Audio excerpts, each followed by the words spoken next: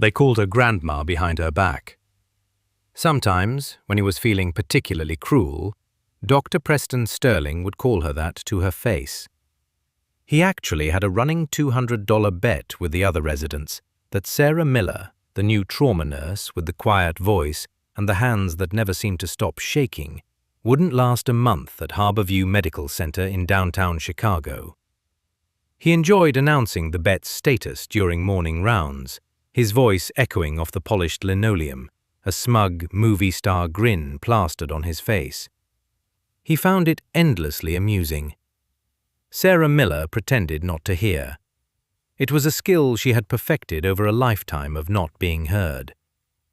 At 48, with hair the color of steel wool pulled back into a severe functional bun and a small wiry frame that seemed lost inside her oversized blue scrubs, she was easy to overlook. She moved with a deliberate, almost plodding pace that drove the younger, caffeine-fueled residents to the brink of insanity.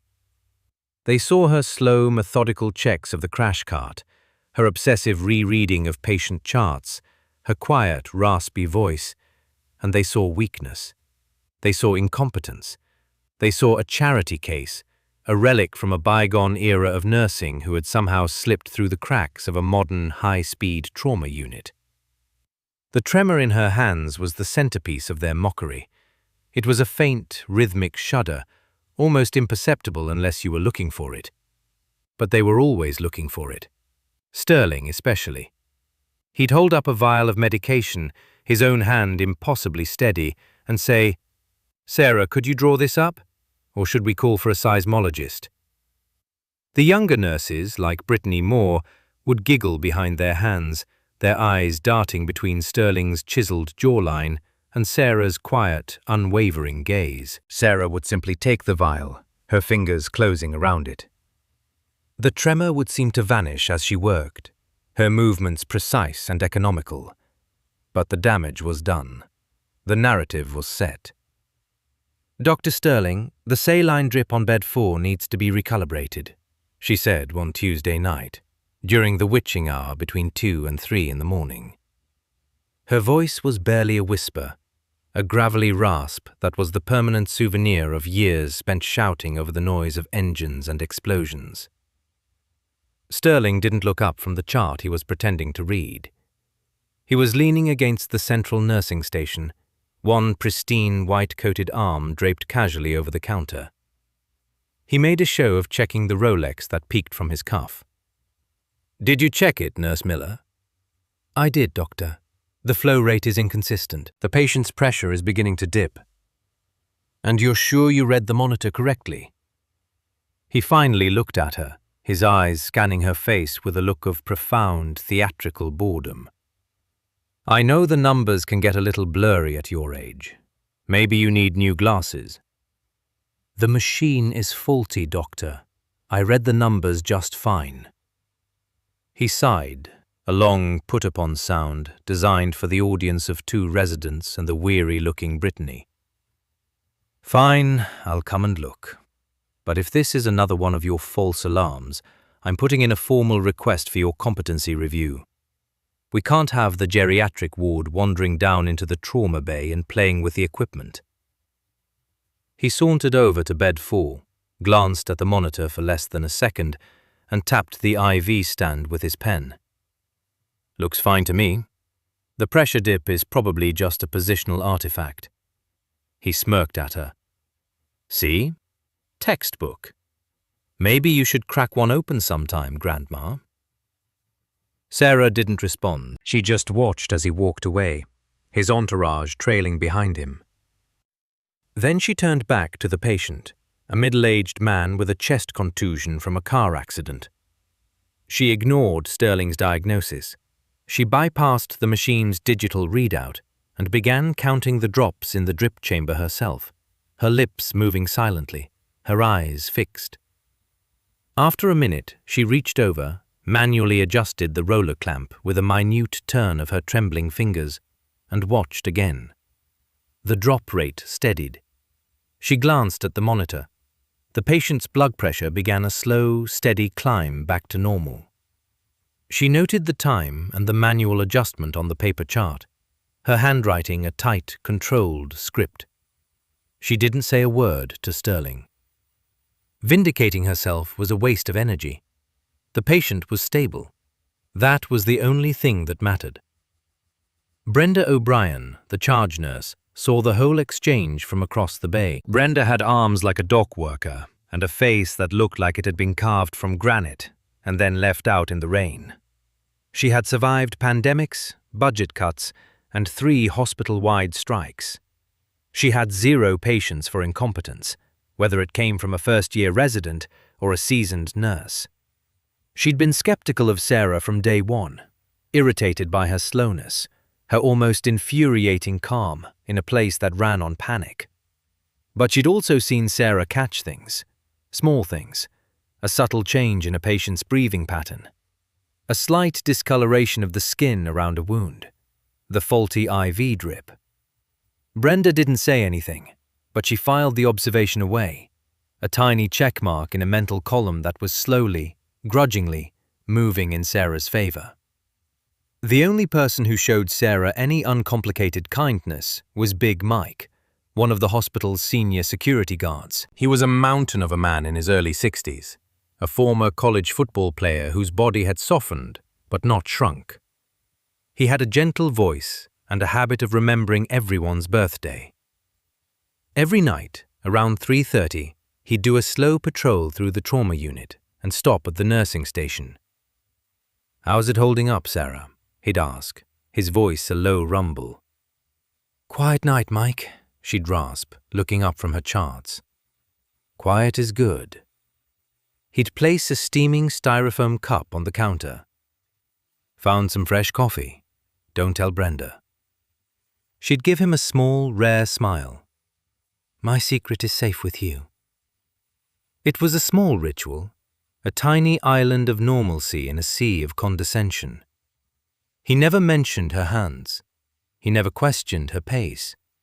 He just saw a fellow night shift worker, another soul keeping watch while the city slept. He saw a colleague. The humiliation reached its apex on a cold, rainy Friday night, 3 weeks into Sarah's tenure. The trauma bay was unusually slow. Sterling was bored, which was always a dangerous state for him to be in. He found Sarah in the supply closet, meticulously checking the expiration dates on the suture kits. It was a task usually assigned to junior aides, a demeaning, mindless chore. Sterling had assigned it to her personally. He leaned against the doorframe, arms crossed over his chest, his expensive suit immaculate beneath his slightly unbuttoned white coat. Brittany was with him, holding a tablet and trying to look busy. "Still at it, Sarah?" Sterling's voice was slick with false concern. "You know, there's a reason we have barcodes and scanners for this now. It's to help people who have trouble with, you know." He tapped his temple. "Cognitive retention." Sarah didn't look up. She simply took a box of 40 Vicryl, checked the date, and placed it back on the shelf. "Just being thorough, Doctor." "Thorough," he mused, tasting the word. "Or just slow." "I was talking to my father yesterday." He name-dropped his congressman father at least twice a shift. He was asking about the hospital's efficiency metrics. He's on the oversight committee, you know. I had to tell him that while our equipment is state-of-the-art, some of our legacy staff can be a bottleneck. He looked pointedly at her slow-moving hands. "It's a real problem. We can't have our patients dying of preventable exsanguination because Grandma over here had a senior moment and couldn't find the right gauge needle." Brittany giggled nervously. Sarah's hands paused their work for a fraction of a second. She carefully placed a box of Proline on the shelf, her back still to him. Her shoulders were rigid. "I'm just cautious, of course," Sterling continued, his voice booming in the small space, ensuring everyone in the nearby bay could hear. "Human Resources keeps sending us these charity cases, and we have to be vigilant. The tremor, for instance." He lowered his voice to a conspiratorial whisper that was still loud enough for everyone to hear. "Parkinson's? Essential tremor? Early onset dementia? Who knows? But I'm not signing off on a patient's life being in those hands. It's a malpractice suit waiting to happen. Sarah finally turned. Her face was a pale, unreadable mask. Her grey eyes met his. There was no anger in them, just a profound, bone-deep weariness. I am trauma-certified, doctor. I have been for 25 years. My hands are steady when they need to be. Sterling laughed. It was not a pleasant sound. Sure they are, Grandma. Sure they are. Now finish up in here. The floor looks a bit scuffed. Maybe you can find a mop when you're done. He turned and walked away, winking at Brittany, who scurried after him like a pilot fish after a shark. Sarah stood alone in the supply closet, the smell of antiseptic and sterile packaging filling her lungs. She looked down at her hands. The tremor was back, a fine, angry vibration. It wasn't from Parkinson's. It wasn't dementia. It was nerve damage. A souvenir from a hot, dusty afternoon in Kandahar, from the 6 consecutive hours she had spent with her entire body weight pressed onto a young ranger's femoral artery after an IED had torn his leg to shreds. She had refused evacuation, her hands a human clamp, keeping the boy's life from spilling out onto the floor of a shaking Black Hawk helicopter until they could get him to a surgeon. The boy had lived. Her hands had never been the same. She closed her eyes, just for a second. She had come here for peace, for quiet, for a place where the loudest sound was a beeping monitor, not a screaming engine. She had wanted to heal people without the accompanying violence. She had wanted to be anonymous. She was just Sarah Miller, an old nurse who didn't know her place. Maybe Sterling was right. Maybe she didn't belong here. Maybe it was time to just stop. She took a deep breath, the air cold and sharp in her lungs. No, she wouldn't quit. She needed this job. She needed the pension. She needed to work. She would endure. She always had. She picked up another box of sutures, her movements once again slow, deliberate, and precise. If you're already hooked by this story of justice, go ahead and hit that like button right now. It really helps us share more stories of everyday heroes who refuse to back down. Now, back to Sarah Miller's story, because what happened next changed everything. The alarm didn't just ring, it screamed. A piercing, frantic klaxon that cut through the low hum of the hospital night. It was a sound reserved for the absolute worst-case scenarios. Code Black! Code Black! Mass casualty military! ETA 2 minutes! Trauma Team Alpha to the bay! This is not a drill! The voice over the intercom was tight with panic. The atmosphere in the trauma unit, moments before sleepy and slow, shattered. It was instantaneous. Nurses and residents who had been lounging or charting scrambled, their faces pale. The bored, sluggish energy evaporated, replaced by the sharp, metallic tang of adrenaline. Sterling, who had been flirting with Brittany at the nurses' station, straightened up, a flicker of something. Excitement? Fear? In his eyes. He smoothed his pristine white coat. All right, people, look alive. This is what we train for. I want 2 beds prepped, full trauma workups ready to go. Brittany, get me the massive transfusion protocol cart. Now! He was in his element, barking orders, puffed up with the self-importance of a man who believed he was born to command. Brenda O'Brien was already moving, her voice a low, steady counterpoint to Sterling's frantic shouts, directing the flow of personnel with the practiced ease of a battlefield general. Sarah was already in motion. She didn't run like the younger nurses, a flurry of panicked energy. She moved with a terrifying efficiency, a straight line of purpose. She bypassed the scrub line, grabbing gloves and a gown from an open tray. Her eyes scanned the bay, not looking at the people, but at the space. She visualized the paths of movement, the placement of equipment, the potential bottlenecks. It was a tactical assessment she had performed thousands of times in dusty tents and the vibrating bellies of helicopters. The double doors to the ambulance bay burst open with a crash that echoed like a gunshot. It wasn't paramedics. It was two uniformed military police officers, their faces grim, their hands resting on the holsters of their sidearms. They flanked the entrance, creating a human wall. Through the gap came a team of frantic paramedics, their faces slick with sweat and rain. Between them, on a gurney, was a man. He was huge, a giant of muscle and sinew, even in repose. He was wearing shredded remnants of tactical gear over a blood-soaked uniform. An oxygen mask was strapped to his face, but it was fogging unevenly. Multiple IV lines snaked from his arms, the bags of saline and blood swinging wildly.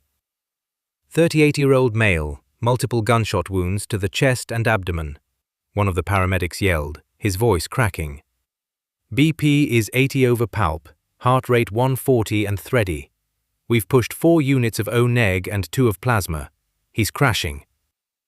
Behind them, more MPs and what looked like men in dark, nondescript suits spilled into the bay, their eyes scanning every corner, their presence turning the trauma unit into an occupied territory. "Get him into Bay 1, Sterling shouted, striding forward with an air of supreme confidence. "Let's go, people! Move, move, move!" They transferred the patient to the trauma bed with a practiced but desperate heave. The man's head lolled to the side. His skin was ashen, his lips tinged with a faint, ominous violet. The monitors above the bed exploded into a cacophony of alarms. "All right, I've got this," Sterling announced, pushing a resident aside. "Let's get these dressings off. I need a clear view of the entry wounds. Someone get a central line kit. Let's get a chest tube tray ready. He's probably got a hemothorax." He was all action and authority, his hands moving quickly, tearing away the blood-soaked field dressings on the man's chest. The wounds were ugly, ragged holes oozing dark venous blood. Sterling was focused entirely on them, on the visible, dramatic source of the bleeding. He was treating the injury he could see. Sarah stood at the foot of the bed, out of the way. She wasn't looking at the chest wounds. She wasn't looking at the frantic numbers on the monitor. She was looking at the patient's neck. And she saw it. The man's neck veins were distended, bulging like thick cords against his skin. And his trachea, the faint outline of his windpipe, wasn't in the center of his neck. It was shifted, pushed grotesquely almost 3 centimeters to the left. The oxygen mask was fogging, but the man's chest was barely moving, and the right side seemed higher, more expanded than the left. She felt a cold dread wash over her. It wasn't a hemothorax, not primarily. It was a tension pneumothorax. A collapsed lung was pumping air into his chest cavity with every ragged breath, and that air had nowhere to go. It was building up, compressing his heart and his good lung, squeezing the life out of him. The gunshot wounds were bad, but this would kill him in the next 90 seconds. She stepped forward. "Dr. Sterling," she said, her raspy voice cutting through the noise. "Not now, Miller," he snapped, not looking up from where he was trying to staunch the bleeding from a chest wound. "Can't you see I'm busy? Go make yourself useful. Restock the gauze." "Doctor, look at his neck," she insisted, her voice firmer now. "His trachea is deviated. He has JVD. His breath sounds are absent on the right." She had her stethoscope, and though she hadn't used it yet, she knew what she would hear. Nothing. Sterling glanced up, his face a mask of fury and annoyance. "I'm aware of the patient's symptoms, nurse. It's called shock. Now get out of my way." The patient's monitor let out a long, continuous shriek. The heart rate line, which had been a frantic scribble, was now a slow, lazy wave. Bradycardia. The end was coming. "He's going into PEA," a resident shouted. "I'm losing the pulse." "Start compressions," Sterling ordered. "Get me epi, 1 milligram." "No!" Sarah's voice was a crack of thunder in the room. It was a voice no one there had ever heard her use. It wasn't a request. It was a command. Every head turned. Sterling stared at her, his mouth agape, his face flushing a deep, mottled red. "What did you just say to me?" "Compressions will kill him," she said, her voice dropping back to a low, lethal calm. She was moving now, not with the slow, deliberate pace they were used to, but with a fluid, explosive economy of motion. "You'll just pump more air into the cavity. He can't breathe, you idiot. It's a tension pneumo." She didn't wait for his response. She didn't ask for permission. She shoved past a stunned resident, grabbing a 14-gauge angiocath from the cart, a thick, long needle. It was a motion she had performed 100 times in the back of roaring Blackhawks, in muddy ditches under a hail of gunfire, with nothing but a penlight and a prayer. "What the hell do you think you're doing?" Sterling bellowed, lunging for her. "Get away from my patient! Security!" Sarah didn't even look at him. As he reached for her, she dropped her left shoulder and pivoted, not pushing him, but blocking him. It was a tactical maneuver, using his momentum against him. He stumbled back, crashing into an instrument tray with a loud clang. "You are finished!" he shrieked, his voice cracking with rage. "You assaulted a doctor! You're fired!" Sarah ignored him.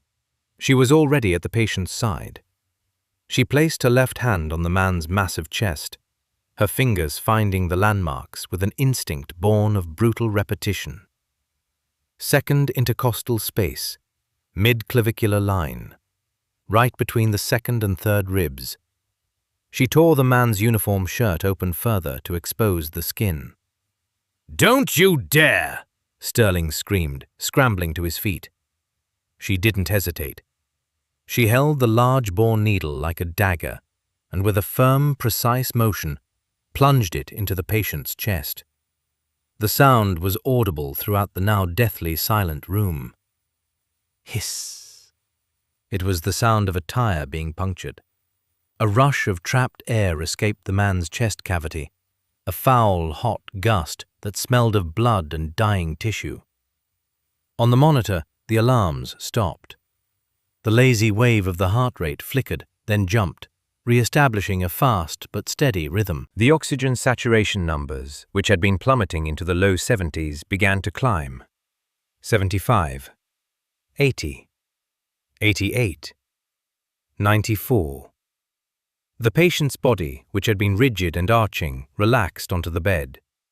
His chest, which had been unnervingly still, gave a great, shuddering gasp. Air. He was breathing. The violet tinge around his lips began to fade, replaced by a pale but living pink. Sarah held the needle in place for another second, then secured the catheter. She stepped back from the bed, her movements suddenly slow again, almost tired. She peeled off her bloody gloves and dropped them into a biohazard bin. Her hands were shaking again, but this time it was the familiar, trembling aftermath of an adrenaline dump. She looked at Sterling. His face was a mess of emotions, shock, rage, and a dawning, horrified understanding. The color had drained from his cheeks. He knew what had just happened. He knew that she had been right. He knew that everyone in the room, from the junior resident to the MPS by the door, had just witnessed him nearly kill a patient while an incompetent nurse saved him. The room was utterly silent, save for the now steady, rhythmic beeping of the monitor. Every eye was on Sarah. Brenda O'Brien was staring at her as if she had grown a second head. Brittany Moore's hands were clasped over her mouth, her eyes wide with a mixture of terror and awe. The residents who had mocked her were backing away slowly, as if her competence was a physical force field. Then, a new sound. A low groan from the bed. The patient, the massive soldier, was stirring. His eyes, which had been rolled back in his head, fluttered open. They were hazy, unfocused. They scanned the room, the bright lights, the circle of stunned faces. They passed over Dr. Preston Sterling without a flicker of recognition. Then they found Sarah. They locked onto her, standing by the cart, small and unassuming in her blood-flecked scrubs. A glimmer of recognition sparked in the depths of his pain-filled gaze. His breathing was still labored, but it was steady. He tried to speak, but the oxygen mask muffled the sound. He lifted his left hand. It was a monumental effort. The hand was trembling violently, far more than Sarah's ever did. He raised it, not in a wave, but with a rigid formality. He brought his fingers to his brow, a slow, deliberate, perfect military salute. He held it there, his arm shaking with the strain, his eyes locked on Sarah. Then he spoke, his voice a hoarse, broken whisper that was perfectly clear in the silent room. "Thank you, Colonel." The salute dropped. His hand fell to his chest, his eyes closed. But he was breathing. He was alive. Colonel. The word hung in the air, heavy and impossible. Sterling's jaw, which had been hanging open, snapped shut with an audible click. "Colonel?" he whispered, his voice barely audible. What the hell just happened?" Nobody answered him. They were all still staring at the small, quiet nurse with the shaky hands, who had just been addressed with a rank that commanded more respect in the world these men came from than any medical degree ever could. Incredible, right? If you want to see more stories where the underdog becomes the hero, subscribe to this channel right now and ring that notification bell. Also, comment below with your best guess about what happens to Dr. Sterling. Because trust me, his downfall is going to be spectacular. Let's continue. The spell was broken by Sterling's rage.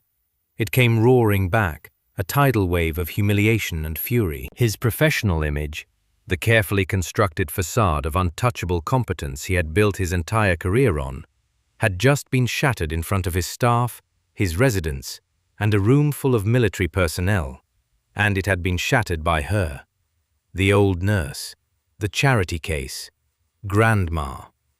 "Security!" he bellowed, his voice shrill. He pointed a shaking finger at Sarah. "Get her out of here, now! She assaulted me. She performed an unauthorized procedure on my patient. She is a danger to this hospital." Big Mike, who had been standing near the entrance, his face a mask of stunned awe, took a hesitant step forward. His eyes met Sarah's. He looked confused, torn. He had his orders, but he had also seen what she had just done. Before he could move, Brenda O'Brien stepped in front of Sarah. The charge nurse planted her feet, crossing her thick arms over her chest. She looked like a bulldog guarding its territory. "Hold on a minute, Preston," she said, her voice a low growl. She never called him Preston. It was always Dr. Sterling. The lack of title was a deliberate public stripping of his authority. "She just saved his life," Brenda said, her eyes boring into him. "You were about to start compressions. You would have killed him. We all saw it." "She got lucky," Sterling sputtered, his face turning a blotchy purple. "She violated every protocol in the book. I am the chief of surgery here. I am in command of this room, and I am telling you, she is finished." He turned to the two MPs who were still flanking the door. "You saw it. She attacked a physician. I want to press charges." The MPs didn't move. Their faces were impassive, but their eyes kept flicking from Sterling to the stable patient on the bed and then to Sarah. They were soldiers. They had just heard one of their own, a man who looked like a senior operator, address this unassuming woman as Colonel. In their world, a doctor was a valuable asset. A colonel was a commander. Their loyalties were not with the screaming civilian in the white coat. The doors to the trauma bay swung open again.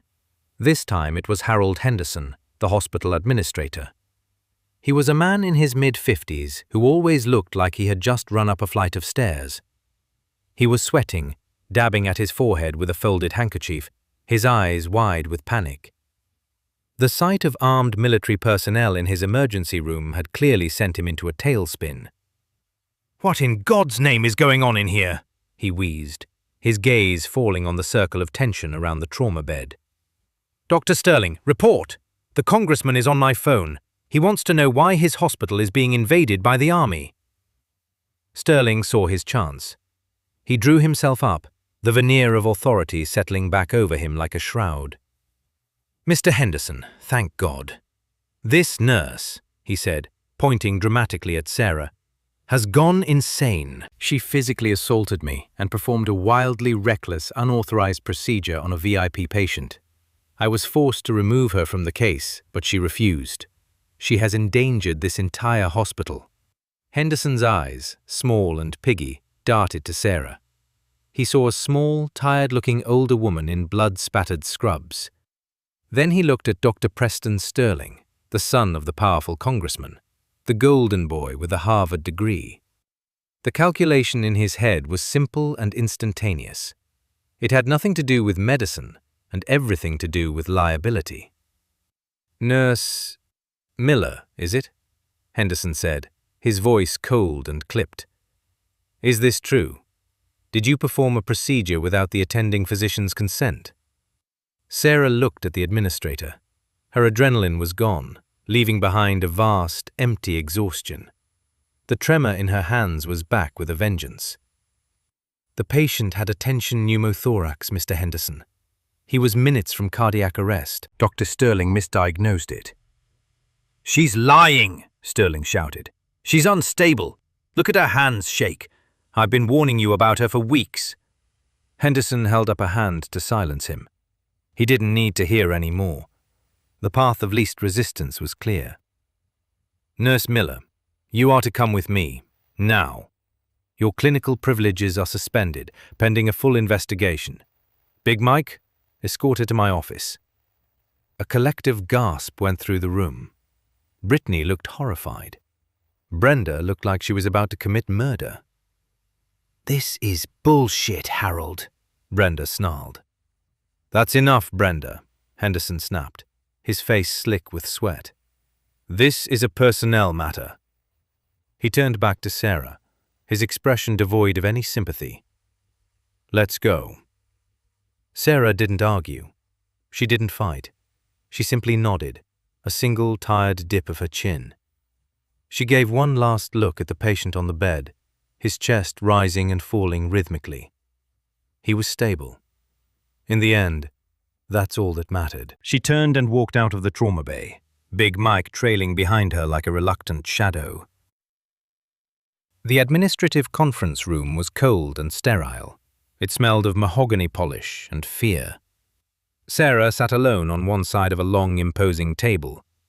On the other side sat Henderson, a stern-faced woman from Human Resources, and Dr. Preston Sterling, who now looked composed and smug, his suit jacket perfectly buttoned. He had already given his statement. The HR director, a woman named Caldwell, read the charges from a file in a flat, monotone voice. Gross misconduct, insubordination, physical assault on an attending physician, willful violation of hospital protocol, reckless endangerment. The list went on. When she was finished, Henderson cleared his throat. Nurse Miller, do you have anything to say in your defense?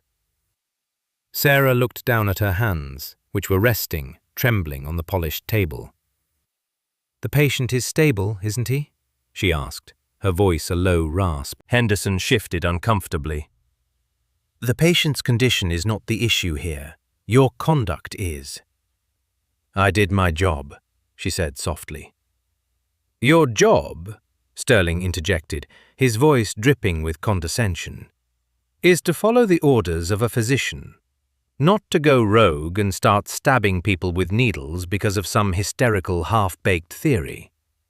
I had the situation under control. Your chaotic intervention could have killed him. In fact, you may have caused a secondary lung puncture that I will now have to repair. It was a masterful lie, twisting her life-saving action into a criminal screw-up. Sarah looked at him, and for the first time, a flicker of something cold and hard entered her eyes. But she didn't say anything. What was the point? They had already made their decision. Effective immediately, Your employment at Harborview Medical Center is terminated, Henderson said, sliding a pre-printed letter across the table. We'll need your ID badge and any other hospital property. A security guard will escort you from the premises. Sarah stood up. She didn't beg. She didn't cry. She didn't even look angry. She just looked done. Fine, she said. She looked directly at Sterling. When you check on him, will you tell him you saved him? Sterling's smirk faltered for a second. I will document the events as they occurred, he said stiffly. I'm sure you will, Sarah whispered. She turned and walked to the door without another word. Big Mike was waiting for her in the hallway. His face was a picture of misery. I'm sorry, Sarah, he mumbled. This ain't right. It's all right, Mike, she said, handing him her ID badge. Just doing their jobs. The walk back to the locker room was a blur. The other nurses wouldn't meet her eyes. They knew. They knew an injustice was happening, but they also knew that if they spoke up, they could be next. Fear was a powerful silencer. She cleaned out her locker. It didn't take long. There wasn't much. A cracked coffee mug that said, World's Okayest Nurse. Her own stethoscope, a high-end Littmann she'd bought with her own money. A worn pair of trauma shears. A small framed photo of her late husband, David, in his army dress uniform. A dying succulent plant someone had given her. She packed it all into a small, flimsy cardboard box. 25 years of saving lives, of holding hands, of cleaning up messes, all reduced to a box that wouldn't even fill the passenger seat of a car. Big Mike escorted her to the main exit. The automatic glass doors slid open with a soft whoosh, letting in a gust of cold, wet Chicago air. The rain was coming down in sheets, a miserable, freezing downpour. Take care of yourself, Sarah, Mike said, his voice thick with emotion. You too, Mike, she replied, clutching the box to her chest. Watch that blood pressure. The doors slid shut behind her, sealing her out. She was alone on the wet pavement, the hospital's bright, warm lights at her back. Her car was in the shop, another expense she couldn't really afford. The bus stop was 6 blocks away. She pulled her thin jacket tighter and started walking. The rain plastered her graying hair to her forehead and soaked through her scrubs. The flimsy cardboard of the box began to grow damp and heavy in her arms. Each step sent a throbbing ache through her bad knee, a souvenir from a mortar blast in Fallujah. She huddled under the meager shelter of the bus stop, shivering. The weight of the box felt immense. The weight of her failure felt even heavier. It was over. It wasn't an angry thought, just a heavy, suffocating fact. Sterling would press charges. There would be a police report. The nursing board would be notified. She would lose her certification. She would never work as a nurse again. She'd end up as a greeter at a grocery store, another forgotten old woman with a story no one wanted to hear. A city bus pulled up, its brakes hissing. She fumbled for her fare, her hands shaking so badly she could barely grip the coins.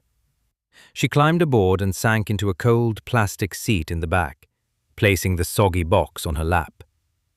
She looked at her reflection in the rain-streaked window. A tired old woman, defeated. That's all anyone would ever see. Maybe Sterling was right all along. The bus lurched forward, its windshield wipers beating a slow, hypnotic rhythm against the glass. Thump, thump, thump, thump, like a dying heart. Then, a new sound. It started as a low thrumming, a vibration she felt more in her teeth than heard with her ears. It was a sound that cut through the noise of the bus engine, through the drumming of the rain. It was a sound from her past. Thwop, thwop, thwop. She looked out the window. The other passengers were stirring, pointing. The bus driver was slowing down, confusion on his face. The sound grew louder, a deafening roar that pressed against her chest, making the windows of the bus rattle in their frames. The puddles on the street outside began to ripple. The air pressure changed, making her ears pop. Out of the grey, rainy sky, they descended. 2 of them. UH-60 Black Hawk helicopters, their matte black fuselages seeming to absorb the dreary light. They weren't heading for the hospital's rooftop helipad. They were coming down in the middle of the street. One landed with impossible precision in the intersection a block ahead, its rotors scything through the rain, kicking up a hurricane of wind and water. Umbrellas inverted, trash cans rolled down the sidewalk, pedestrians scattered, screaming, assuming it was a terrorist attack.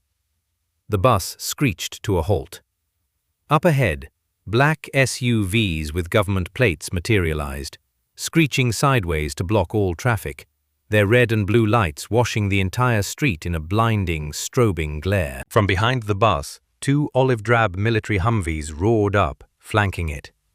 The doors of the lead helicopter slid open. Men in full combat gear, armed with rifles, poured out, spreading out, scanning the crowd with tactical precision. Sarah's heart was pounding in her chest. She knew this choreography. This was not a medical evacuation. This was an extraction. Inside the bus, people were screaming, ducking down. Sarah just sat there, clutching her soggy box. Her past had finally come for her.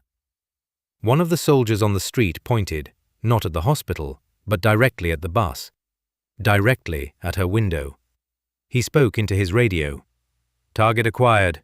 Rear of the bus." The side door of the bus was wrenched open. A soldier in full kit, rain streaming off his helmet, sprinted aboard. His eyes scanned the terrified passengers, then locked on her. "Ma'am," he said, his voice urgent but respectful. "Colonel Miller, you need to come with us. Now."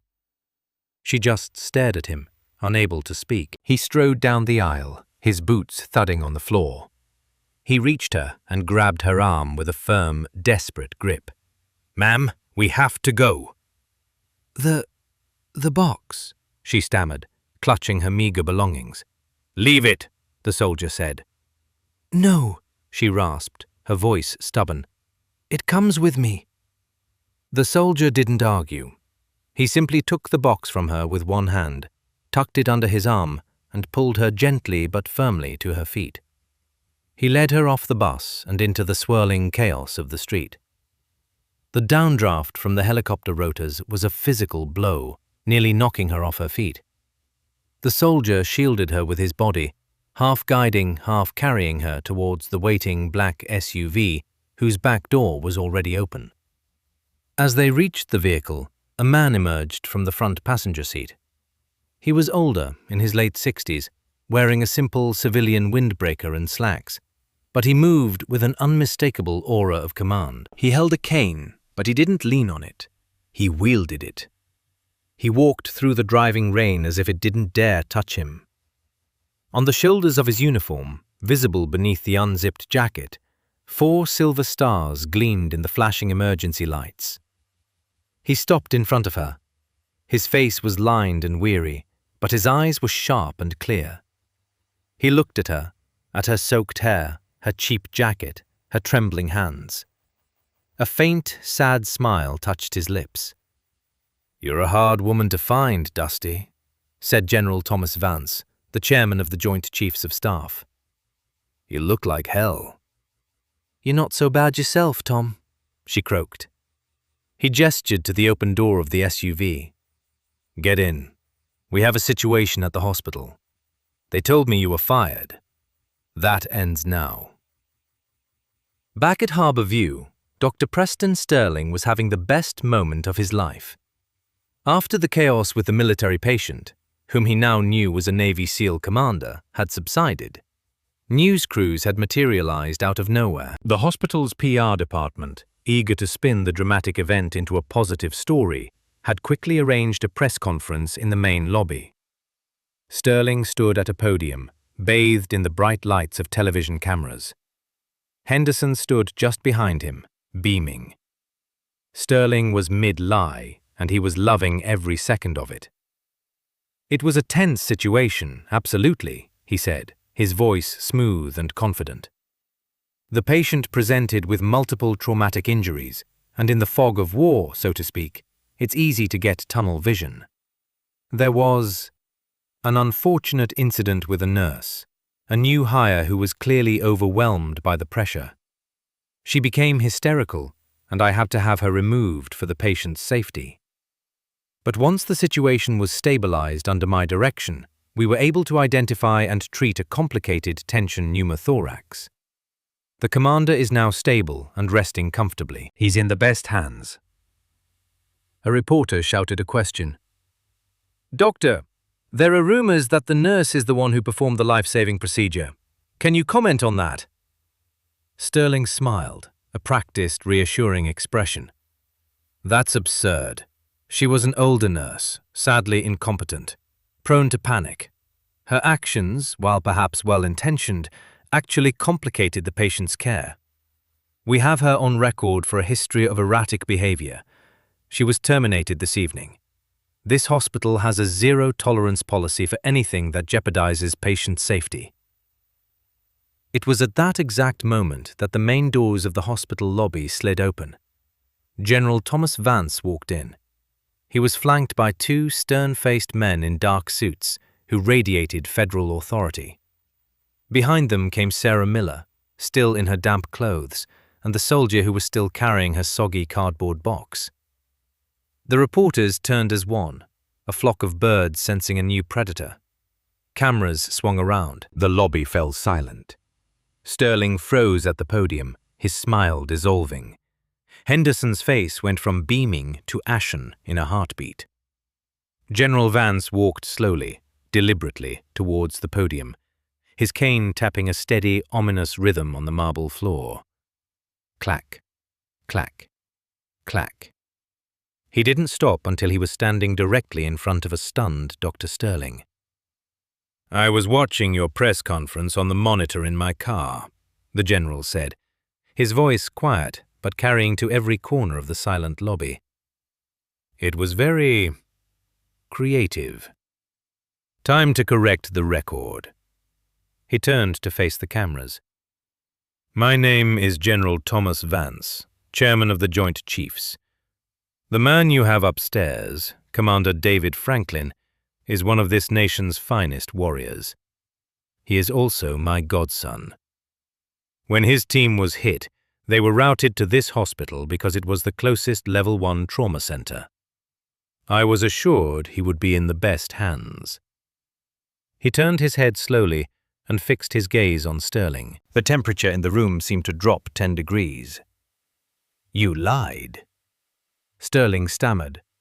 "General, I don't know what you've been told, but there was an unstable employee." "Unstable?" The general cut him off. He gestured to Sarah, who stood quietly by the entrance. "You're referring to her?" One of the men in suits stepped forward and handed the general a slim black folder with the Department of Defense seal on it. "Do you know who Sarah Miller is, Doctor?" Vance asked, his voice dangerously soft. He didn't wait for an answer. He opened the folder. He didn't even look at it. He knew its contents by heart.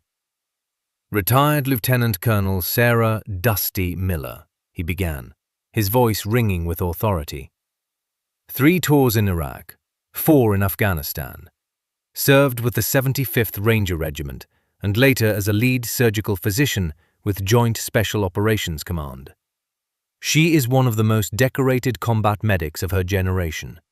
Recipient of the Silver Star for gallantry in action, the Bronze Star with valor, the Purple Heart with an oak leaf cluster. A wave of murmurs swept through the crowd of reporters. Sterling looked like he had been punched in the gut. "They call her Dusty," the general continued, his eyes still locked on Sterling, "because she was legendary for being the first one in and the last one out, always covered in the dust kicked up by the medevac choppers. The tremor in her hands that you so publicly mocked, that's nerve damage she sustained while manually holding a ranger's femoral artery closed for 6 hours straight after an IED strike. She refused to be relieved, saving his life at the cost of her own comfort. The slow way she moves? That's from a shattered knee she got while shielding a wounded Marine from a mortar blast in Helmand province. The general took a step closer to the podium, his voice dropping to a furious whisper.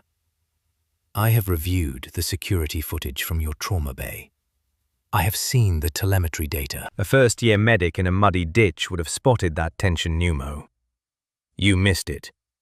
You were focused on the blood because it was dramatic, and you were playing to an audience. When this woman, this hero, tried to save my godson's life, you called her incompetent.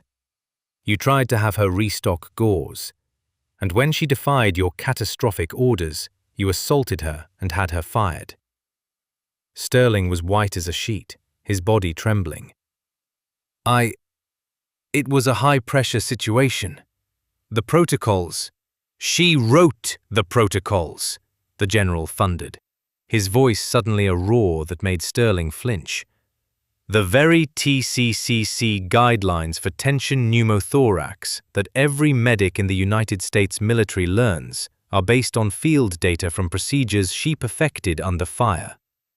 She didn't violate protocol, Doctor. She is the protocol. Vance turned to the pale, sweating Harold Henderson. Your hospital just fired a national hero for saving a man's life from the incompetence of your chief of surgery. This will not stand. He looked at the man in the suit beside him. The Department of Justice will be opening a full investigation into this hospital's practices, starting with a decade's worth of insurance billing. And since Dr. Sterling's father is on the oversight committee, we'll be looking very closely for any evidence of fraud or malpractice cover-ups. Lying to a federal official during a military operation is also a very serious crime, Doctor. Henderson, realizing his ship was not just sinking, but had already hit the bottom of the ocean, acted with the swift, brutal self-preservation of a true bureaucrat. He reached into his jacket pocket and pulled out a letter. It wasn't the same one he'd given Sarah. Dr. Sterling, he said, his voice shaking but firm. Effective immediately. Your clinical and administrative privileges at this hospital are indefinitely suspended. The board will convene an emergency session to vote on your permanent termination. You are to vacate the premises immediately. Sterling stared at him, his mouth opening and closing like a fish. What? You can't. My father. Your father has been notified, the general said coldly. He is disappointed. The word was a death sentence. The family connection that had been Sterling's armor was now useless. The final perfect act of karmic justice came from an unexpected source. Big Mike, who had been watching the entire scene unfold from the edge of the lobby, stepped forward. His face showed a grim, quiet satisfaction. In his hands, he held an empty cardboard box. He walked right up to the podium and placed the box down in front of the crumbling Dr. Sterling. I believe you know the way out, Doctor, Big Mike said, his voice steady and clear for all to hear. Here's a box for your things. It's a bit small, but I'm sure you'll manage. The cameras flashed, capturing the moment of ultimate humiliation. The golden boy, the arrogant prince, now faced with the same walk of shame he had inflicted on so many others. He stumbled away from the podium, defeated, and walked towards the elevators, the empty box in his hands. He didn't look at anyone. General Vance turned to Sarah. The hardness in his face softened. The president sends his regards. He also sends an offer. He'd like you to head a new task force to standardize civilian trauma response based on military best practices. Name your terms. Henderson, desperate to salvage something from the wreckage, rushed forward. Or, Colonel Miller, please, stay here. Any position you want. Director of Nursing, Chief of Trauma Training. We'll name a wing after you. Please. Sarah looked from the desperate administrator to the powerful general. Then she looked past them, at the nurses and residents standing at the edge of the lobby. She saw Brittany Moore, her face streaked with tears of shame and admiration. She saw Brenda O'Brien, a fierce, proud smile on her face. She looked down at the soggy box the soldier was still holding for her. She took a deep breath. "I'm a nurse," she said, her voice raspy but clear. "This is my hospital. But things are going to change." 1 year later, the sun shone brightly on the newly christened Lieutenant Colonel Sarah "Dusty" Miller Center for Pediatric Trauma. A crowd had gathered for the dedication ceremony. In the front row sat General Thomas Vance, smiling proudly. Beside him sat Commander David Franklin, looking healthy and strong, a faint scar on his chest just visible at the collar of his dress uniform. Dr. Preston Sterling was nowhere to be seen. After his medical license was permanently revoked and a federal investigation uncovered years of billing fraud his father could no longer shield him from, he had taken a plea deal. The last anyone heard, he was serving a 5-year sentence in a minimum security federal facility. His name was now a cautionary tale told to new medical students. Sarah stood at the podium. She was no longer the director of nursing operations. She had politely declined, instead taking the role of chief of trauma training protocols. It gave her the authority to overhaul the entire system. The toxic hierarchy was gone, replaced by a culture of mutual respect. Nurses were empowered, encouraged to speak up, to question, to act. The hospital's mortality rates in the trauma bay had dropped by 15% in a single year. Brenda O'Brien, now her steadfast second-in-command, stood by the side of the stage. Brittany Moore, now a confident and competent senior nurse whom Sarah personally mentored, led a group of new residents, teaching them to listen to their nurses.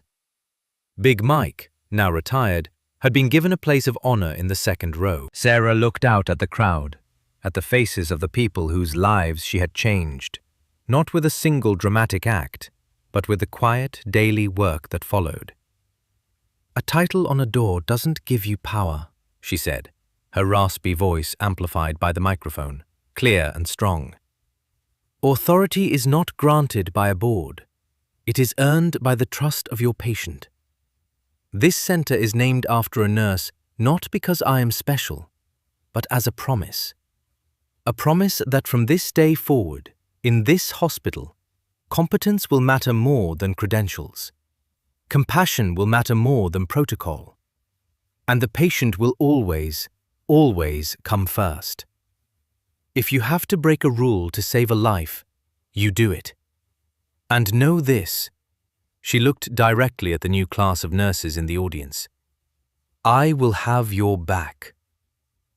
A young, nervous nurse approached her after the ceremony. Ma'am, Sarah, thank you. I was so afraid to speak up before. You changed everything." Sarah looked at the young woman and saw a reflection of a much younger version of herself. She put a hand on her shoulder. Her hand was steady. "Just protect your patients," she said with a small smile. "That's all that matters." The cycle of fear was broken. A new one, of mentorship and empowerment, had begun. And that is the incredible true story of Sarah Miller. It's crazy to think that she was fired for saving a life just minutes before a 4-star general needed her to do exactly that. It really makes you wonder how many heroes are out there right now getting punished for doing the right thing just because it breaks a protocol. If you enjoyed this story and want to see more real-life dramas about heroes getting the justice they deserve, please smash that like button. It really helps the channel. And don't forget to subscribe and ring the notification bell so you never miss a story. Drop a comment below telling me what you think should have happened to Dr. Sterling. Thanks for watching, and I'll see you in the next one.